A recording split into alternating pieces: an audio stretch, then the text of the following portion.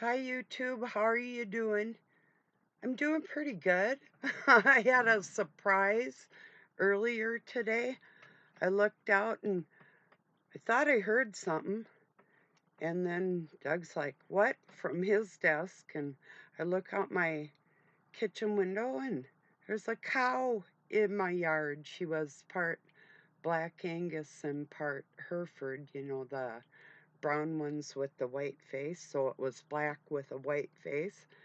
And there might have been another one in the ditch down by the road, which is dangerous. We had a neighbor girl had her horse, Rosie, was coming over to see me. I had known the pony since she was a little filly, and she actually was maybe walking home. I didn't see her, but she was out on the road anyway. She had jumped her fence, and it could have been because a cougar or a mountain lion, puma, what we call them around here, might have been trying to get her again because that had happened at their house. But anyway, Rosie got hit out on the road, died, and the neighbor kid just about died. He totaled his truck.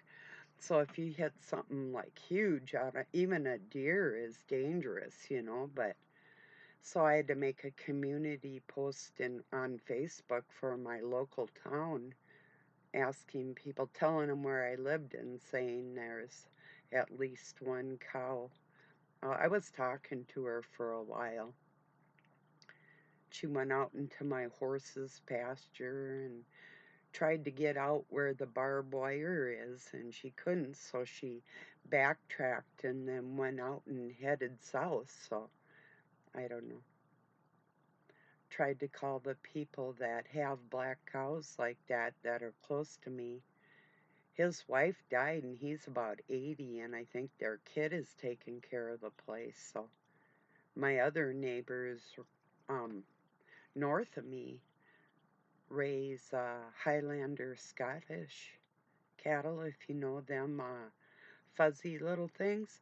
Thing with them, they can be they're dense, they're thick, they might have short legs, but they're huge, and they have double muscles and real low fat content in their meat, so they're kind of prized for that reason. So, but anyway, wow, that was a trip. It was kind of fun though because I used to feed thousands of cattle, and I enjoyed them.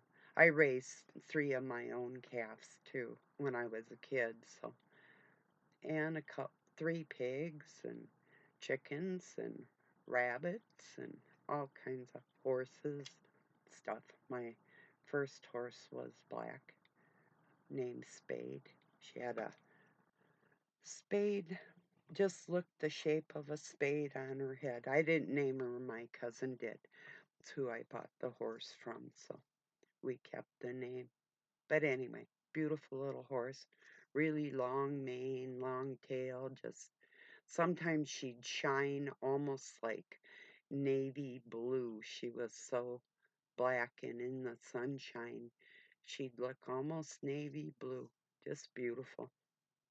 Anyway, so yeah, made that ad. I haven't heard anything from anybody yet. So hopefully she got home safe, and I knew it was a cow because of her udders, and at first I thought a steer, but then I saw how big she was, and I thought, no, she's an older girl. She isn't a feeder cattle. She's a breeder, and her um, udder was full of milk, so I knew she'd be going home to feed her kid, unless her kid was down by the road. That could be too, but I don't know. The calf, her calf, or calves, sometimes they have twins or triplets, but yeah, so that was exciting. I'm gonna touch on my openness with people and whether or not that's a vulnerability for me. and how I implement what I would call like, they call it like the echo effect, but I've been doing this forever, so I'll talk about this a little bit. People have a tendency when I'm open, they will like superimpose or what subsuppose. What they do is take parts of their selves and apply it to my situation, which could be entirely different and it would change the story, but in their mind, the way they think is the way they would view anything. We all do whatever somebody has said. We can only go on our own life experience, not mine or yours, or not everybody's the same. You might like do the same things in life, but how you got there and the outcome of it is entirely different from somebody else doing the same exact thing, that type of feeling. And the echo effect is, well, there's layers of vulnerability. How close am I going to get to somebody? Once I see that's been breached, all right, I'm already in that zone of the echo effect. It's like I'm not looking for anybody's faults, but I will, um if they are, I have the ability to hold the mirror back up and say, but this isn't me, you know. And that's it's one thing to guard against your vulnerabilities, and it's another thing to be in attack mode towards another person for whatever reason. So I use the echo effect. It's like when people would try and use dark arts or whatever, it's ethereal and put back to them in that same energy field. It doesn't come to me. It's sent right back to the sender, you know. And sometimes there's little snippets of energies that are attached to that for whatever reason, good or bad, for the people that tried to do. Um, they might have thought in some way they were doing some good, but anything dark or nefarious is it's a punishable thing. You don't say and do things without forethought. Lots of forethought. You don't just jump on something. You don't, these people a lot of times don't take the time to listen because they don't want to. They want to go on what they think, and by not listening, it allows them to continue on their rampage or whatever they're doing. You know, if they can pull the ignorant card, or it's just actually like closing a book that you don't want to read because the book you have is your guideline, period. You know, doesn't matter if somebody says this is a magnificent book. If you read it, it would change your life for the better forever. And they're like, nah, I'm good. This one's so much easier to read, and I already know what it says, so I don't need to hear a word you have to say. you know, in a lot of ways, I do feel like that towards people because it takes uh, mountain of information to impress me, you know, just saying the truth. Cheers, everybody. Happy Sunday or Monday, wherever you're at.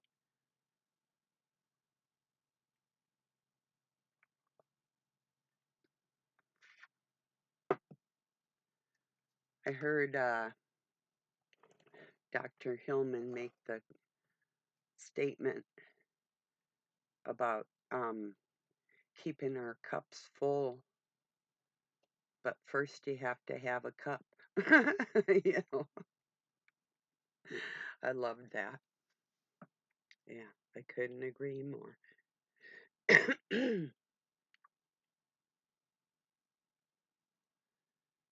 So anyway, people think I'm more vulnerable than I am, but that's okay. Also, if you've been watching me long enough, following me long enough, there's somebody that really need to stop screaming at me. I have told people nothing but a Mr. and Mrs. God scenario within the first Christian church, and I will not shut up. I will not change my mode of thinking or my religion, which is not like everybody else's because of my knowledge base. And that's me. I might be alone in that. And everybody, yeah, you talk to God on your own level, right? Or whoever is your God, you know? So I'm not backing down and I'm not shutting up. It's just like, okay, here's something. Yeah, there's Satanism. Where's Mrs. Satan? Is there one? Or the people that try and control that energy were the originators of everything,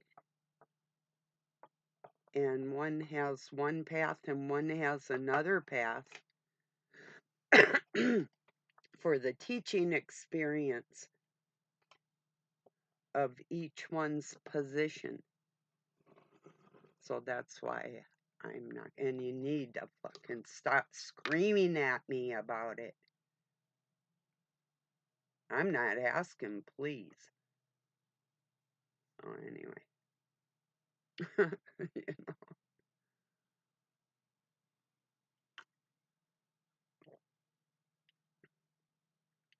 people do leave themselves vulnerable in those times when they are ignoring an excellent book because they're susceptible to their limitations, you know?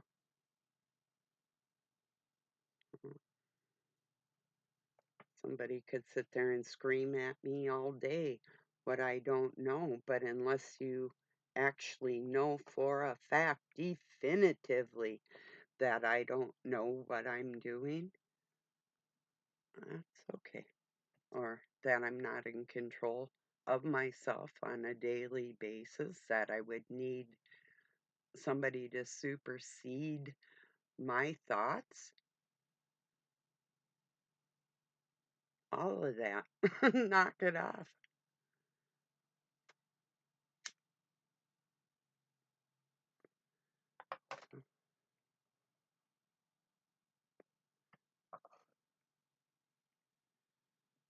Anyway, so I just wanted people to know that, yeah, in a way, I'm guarded and I guard myself. Um, and there's still a certain amount of naivety to me that I've been vulnerable in the past. It's part of me that, yeah, could put me in danger in different ways. But if it's my time to go, it's my time to go. But nobody's taking me in the back alley with their supposed knowledge of history and life and science and laying the smackdown on me in any way because I don't believe them or trust them to the fullest extent anyway. And that's why I'm not vulnerable to that. If I share a video or information that I think is going to put somebody else in a position of helping them in some way, it's like, okay, I started watching a video of Richard Granson was talking about people that watch um, videos about narcissists all the time that you or I may not be getting over any trauma that we had suffered from one person in particular or multitudes or whatever. And I'm thinking, but that's not it at all. Um, I've made friends of people with channels talking about narcissism because we know what we're talking about and we have that in common. Also, I'm able to share videos with people that I know are going through that hellacious dark night of the soul type of feeling and what information to share for them and what not to. So, no, it has nothing to do with not getting over something. You have no clue of my detachment when I detach. None.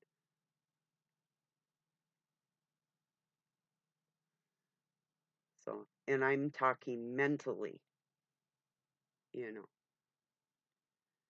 A woman in particular, once she mentally separates from you, the physical will follow. But once you've lost her on that mental aspect, there's nothing left, you know, if it wasn't there to begin with. That might be another story. It might just have to do with a spiritual, even a war or romance, you know,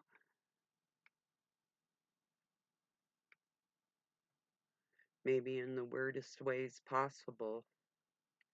Because our bodies can do a lot of things. And this, if I thought, even like my cigarettes, if I thought my cigarettes were going to damn my soul, would I give them up? Well, of course.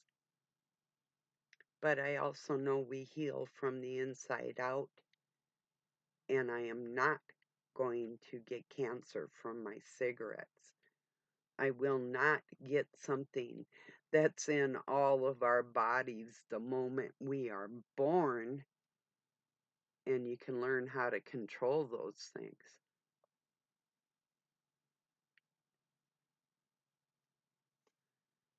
Anyway. And then, too, people can believe what they want, you know. I don't know if you watched the video of me talking to Doug um, about people that I love or admire out on this internet. I do not pull any bones when I make friends and I love people. I love them as people for who they are. If they want to put something else in there in some other area or that's not respected or appreciated, so be it. That's the way it is.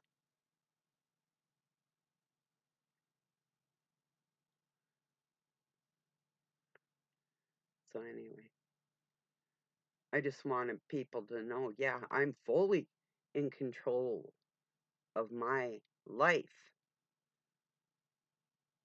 Maybe not my situation at every turn, but I make things happen. It's like if you try and,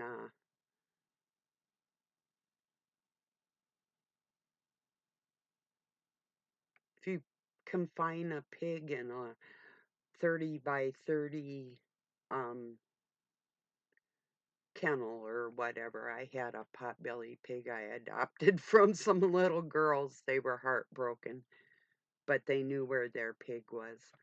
But I had her for 9 years, Oreo, and they'll find something to do even within their confinement. You wouldn't believe how busy, like even picking up a stick and putting it in a certain place, you know. What I'm saying, my spirit isn't confined, you know.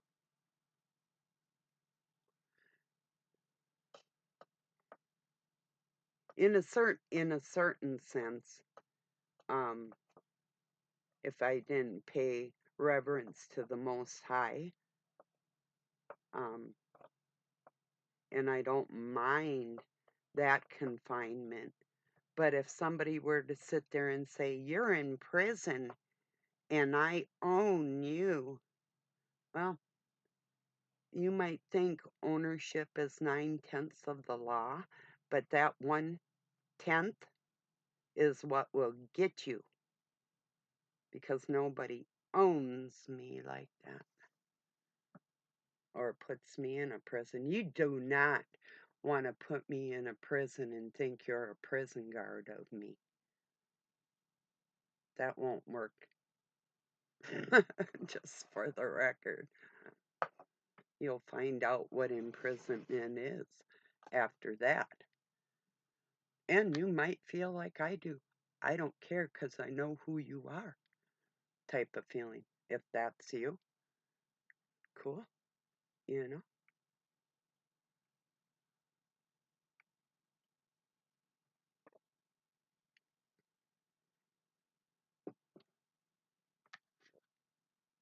Oh, yeah. Anyway, I don't leave myself vulnerable to people. They end up exposing themselves, and it is always something because they are opposing forces to the nature of things on this planet, and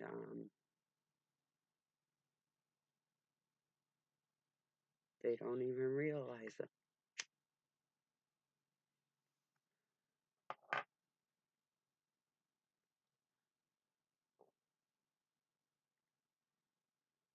I learned. I learn who people are and who they aren't.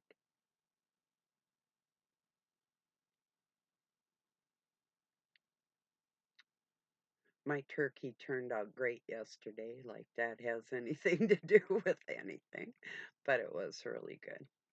I took out, oh, like a bunch of the skin and some of the juice and the turkey neck and mixed it in with some bread I have for the kitties outside. I mean, they have their crunchies and everything, but yeah, I wanted to give them a special treat after their little buddy died. You know, they were sad, but that cheered them up. They all went to bed with really full tummies and still had crunchies left too, but just an extra treat whenever I make something special for them. They eat that before they will the dry food. I don't blame them, but yeah, so they enjoyed that. There's always about 10 of them out there. I started taking care of kitties if somebody doesn't know. Um, think about 8 years ago, Doug had made a carport, and I took the carport and made it into a kitty house. It was where you could just drive through, and I enclosed. He helped me enclose the north wall. I enclosed the south one by myself, and started putting um, rubber and carpets on top of that and everything that I could keep the ground a little warmer for them, because about, oh, made me sick. It was about, oh, it was a long time ago, about 30 years ago, maybe 35 years ago. I went out in this little white shed we had, and there was a couple little corner shelves in there, and there was a kitty up on the shelf, frozen to death. That made me so sick. And then another time, there was one we called Thomas. Um, I started calling him Iggy, Iggy, like Iggy Pop, um, real wild child songwriter. Well, anyway, and performer. Well, anyway, so Thomas was sitting out on some ice in the driveway, and his feet were literally sticking to it, and he had part of his jaw missing from God knows what. And I ended up putting him in the shop and taking care of him. And another one I called Fluffy. She was a polydactyl, long-haired calico, and wildcats.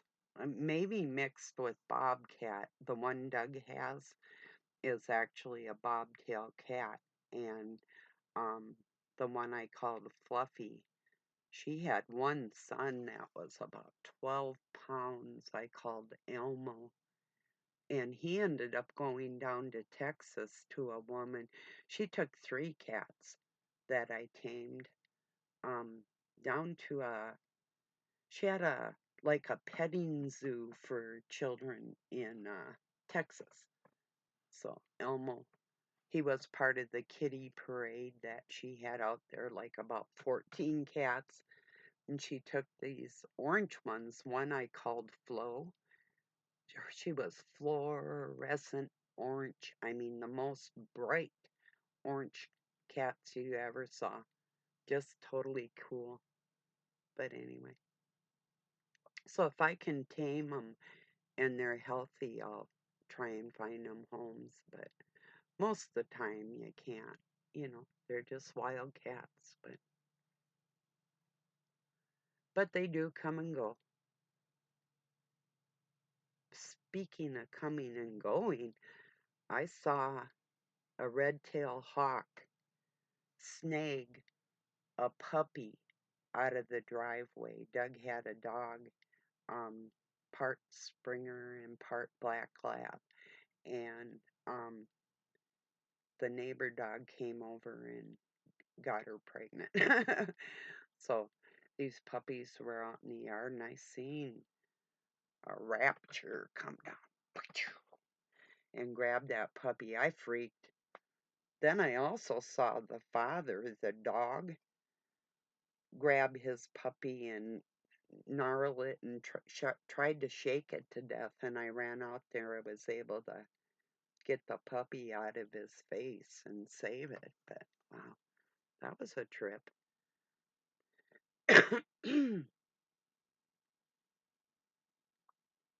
Yeah,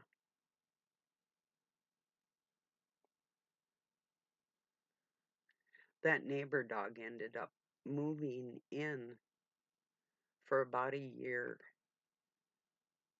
because he kept going in the shop. He just walked through the shop like he owned it. He was a border collie named Cody, black and white dog.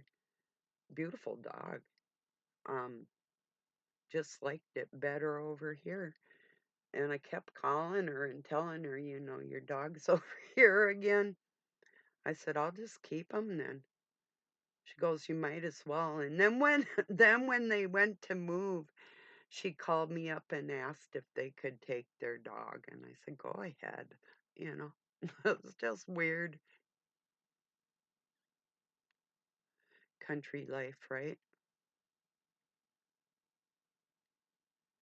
Yeah. But the cow was a surprise, a pleasant surprise. Yeah, she was neat. Out there talking, mooing, mooing, you know. I think she was looking for a treat, and I thought about it because I have some oats, and I thought, oh, and she'd love that. I'd never get rid of her, It's like, no, she needs to go home. because I knew if I went out and started making friends with her, that, well, see, that's like heart wrenching to me. You know, I love animals, so I wouldn't want her to go, you know. And I do have a lean to and a pond, you know, but, and there's, oh, I've got so many grasses planted in this yard. Kansas red, Kentucky bluegrass. I've got a patch of rye in case things were to go down. I've actually got grains that I can harvest, or people can in the future, things that I planted.